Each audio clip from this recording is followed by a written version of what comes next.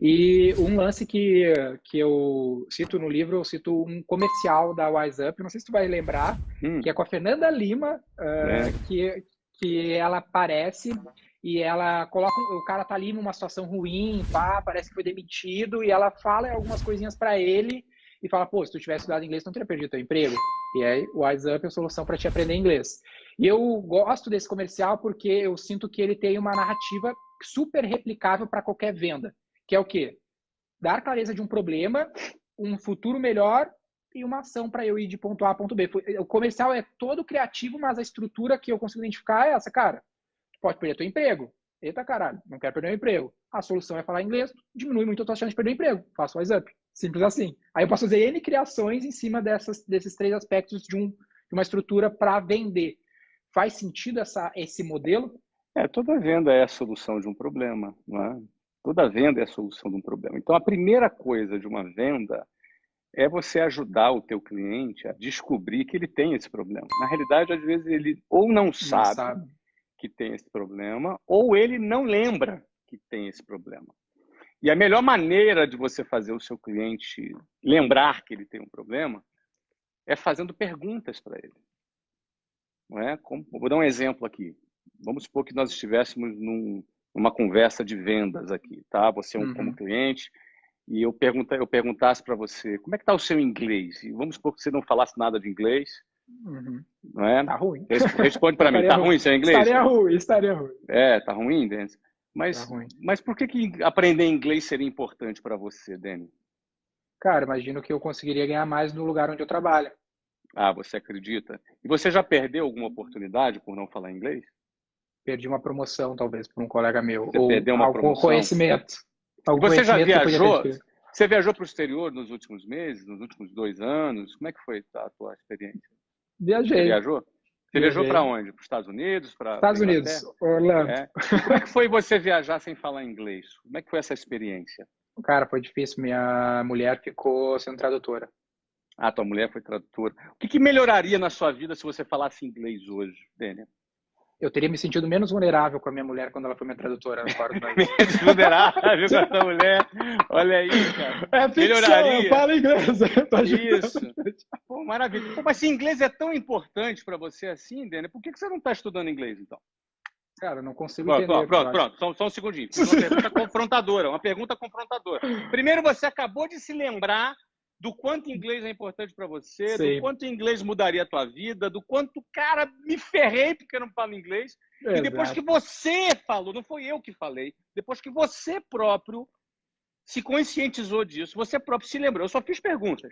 Eu te Uhum. pergunto, cara, se inglês é tão relevante, cara, por que diabos você não fala inglês, então? Não está estudando inglês agora?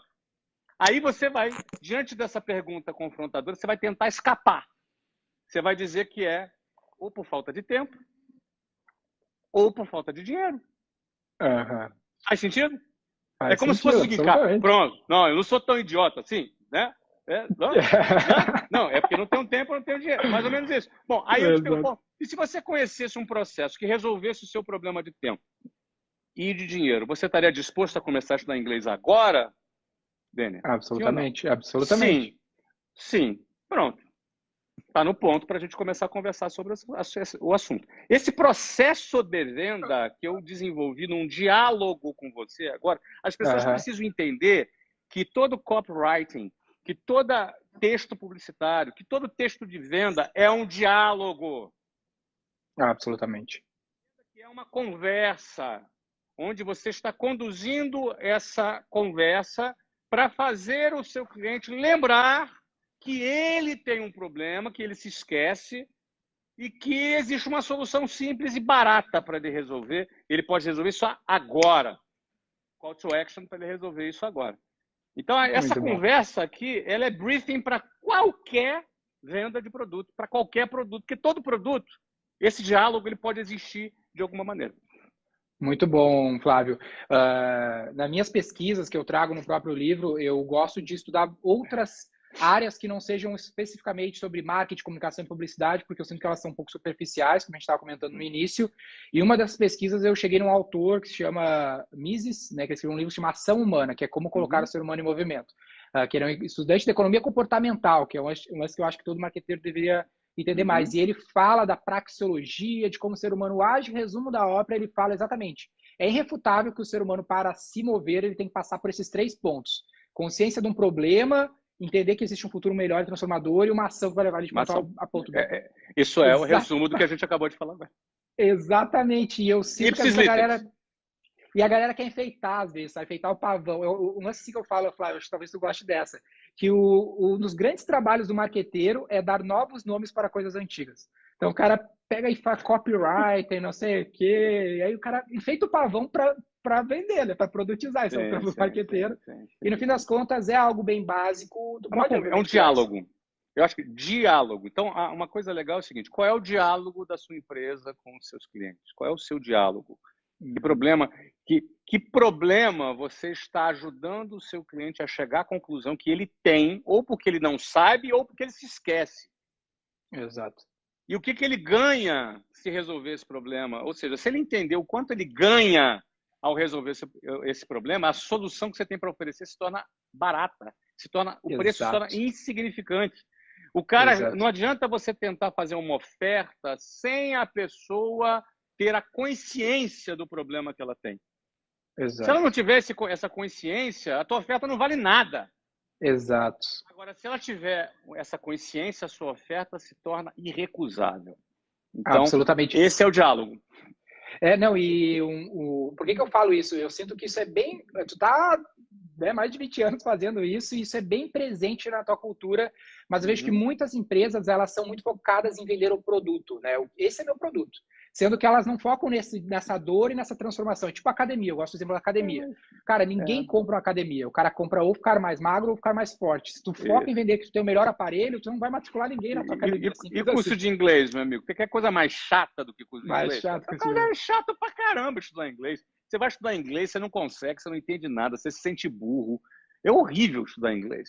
Então não tem que vender curso de inglês. Agora é o seguinte, 5% só da população brasileira fala inglês. Esse é o primeiro ponto. Segundo, quem fala inglês tem acesso a ganhar salários até 62% maiores. Então, isso é muito mais interessante do que ir para uma sala de aula, né? E no meu setor, Flávio, tem várias coisas técnicas, né? Marqueteiro adora um termo em inglês. Então, quando eu comecei a V4, tinha muito SEO, Google AdWords, Facebook Ads, Internet Marketing. Eu olhava, cara, meu cliente não tá nem aí para esse negócio. Aí a V4 se tornou V4, o nosso negócio é vender o seu. Cara, tu quer vender? Eu sei vender através da internet. Vou fazer várias coisas aqui, mas vai vender. E o cara, beleza. Aí eu fechei, mês passado, fizemos 230 contratos novos aqui que a gente assinou. Vocês viram o sino tocando aqui casualmente. Não tem quem assine mais, porque às vezes o cara nem entende o processo no detalhe. Obviamente, para ter uma noção, Flávio, o cara compra tão hypado que eu precisei gravar um vídeo lendo o contrato, porque ele não lia. Ele assinava, porque hoje tu assina o contrato digitalmente, então ele assina e depois ele não lê. Só aceita. Depois dava um problema. Eu falei, cara, olha só, é isso aqui, isso aqui, isso aqui. Porque eu simplifiquei para o problema. O problema é vender mais, eu resolvo o teu problema, ponto. E aí tu fica não enfeitando pavão com coisas técnicas que só cria dissonância cognitiva, cria ruído na cabeça do cara, ele não entende do que tu está falando. Desculpa te interromper, mas o termo técnico talvez funcione bem para um métier, né, quando você está dentro de um grupo que entende esse termo técnico. Se esse termo técnico ele não vai ser compreendido pelo seu cliente, para de falar esse termo técnico. Exatamente. Muda o termo, usa uma linguagem que ele vai entender. Aliás, é o seguinte, se ele entender esse termo técnico do que você faz, ele não precisava te contratar, provavelmente ele seria o cara. Né? Exato. Então, ele não entende do assunto, ele não entende, né? Tem aí, né, uma infinidade de empresas no Brasil precisando se digitalizarem, e se você pode contribuir com isso, enfim, né? Facilita a vida do cliente. Né? Facilita.